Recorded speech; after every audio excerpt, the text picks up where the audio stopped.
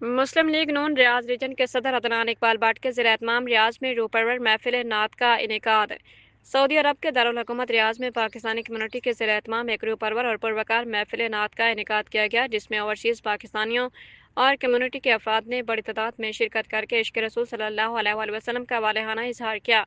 तकरीब में सफारत खाना पाकिस्तान के अफसरान समेत मुख्तलिफ समाजी और मजहबी शख्सियात की शिरकत ने महफिल को मजीद बावकार बना दिया।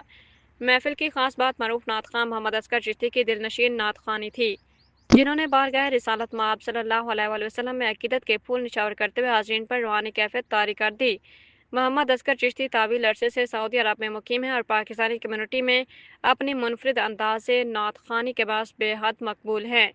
ये पुरवकार महफिल मुस्लिम लीग नून रियाज रीजन के सदर अदनान इकबाल भट्ट की जानिब से मुनाकिद की गई, जिसमें नामवर नात खां मोहम्मद असगर चिश्ती के अलावा मोहम्मद अफजल भट्ट, फजल रहमान, कलब अब्बास, अवैस मुस्तफ़ा, मोहम्मद एहतशाम, ज़काउल्लाह मोहसिन और दीगर शनाख्त खां हज़रात ने भी हज़ूर अकरम सल्लल्लाहु अलैहि वसल्लम की बारगाह में हदिया नात पेश किया। शिरका अकीदत और मोहब्बत रसूल सल्लल्लाहु अलैहि वसल्लम से सरशार दिखाई दिए और महफिल का माहौल नूर और सरूर से भर गया। महफिलें रियाद में बहुत होती थी जी, और वो